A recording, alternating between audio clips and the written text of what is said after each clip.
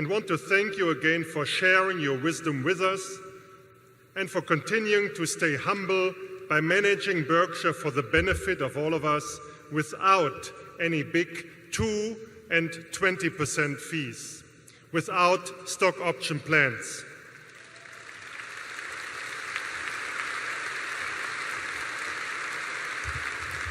Be careful, you're giving Charlie ideas here.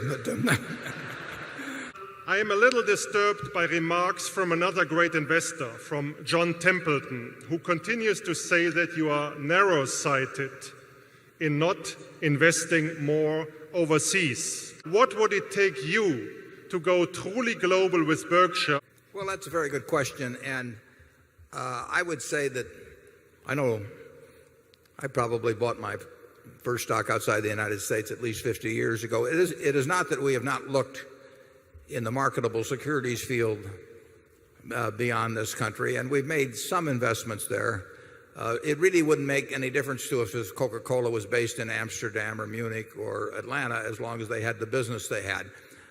So we're very involved in international business, but the hard fact is that in terms of buying entire businesses, we were simply not on the radar screen to the same extent, or close to the same extent, outside the United States as we became in the United States. When we started in the United States, really nobody knew anything about Berkshire either. So we had a selling job to do here, but we did not do the selling job, or I did not do the selling job well abroad.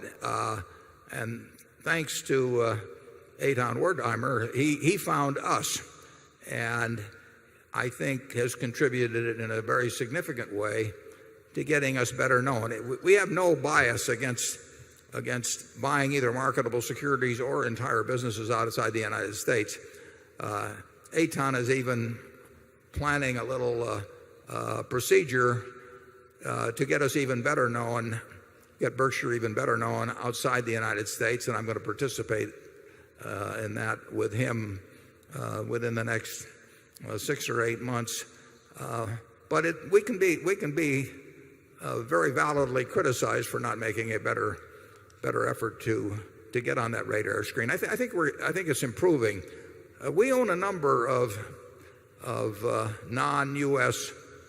securities. We own stock in just stock, marketable securities. We own 2 that are based in Germany, and we own others. It's been pointed out, we own, for example, 4% of POSCO, which is based in South Korea. That's over $1 billion investment at current market. And we have, I can think of a half a dozen or so marketable securities investments outside the United States. We don't have to report those in the 13F. I believe I'm right on this, Mark. So they don't necessarily get picked up the same way as do our domestic investments by reports we make to the SEC. There's a problem. For example, in Germany, we have to report our holdings in Germany if our holdings exceed 3%. Well, if you're talking about a company with $10 billion of market value, that means that $300 million we have to tell the world what we're buying. And telling the world what we're buying is not the favorite activity of Charlie and myself. And it tends to screw up future buying. So that 3% threshold, which exists in the UK, exists in Germany, is a real minus to us in terms of accumulating shares.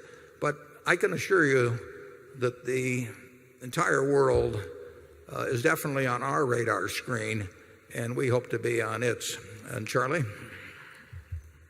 Well, yes, I'd say that John Templeton made a fortune going into Japan very early and having the Japanese stocks go up to 30 or 40 times earnings. And that was a very admirable piece of investment. But, we did all right in the same period.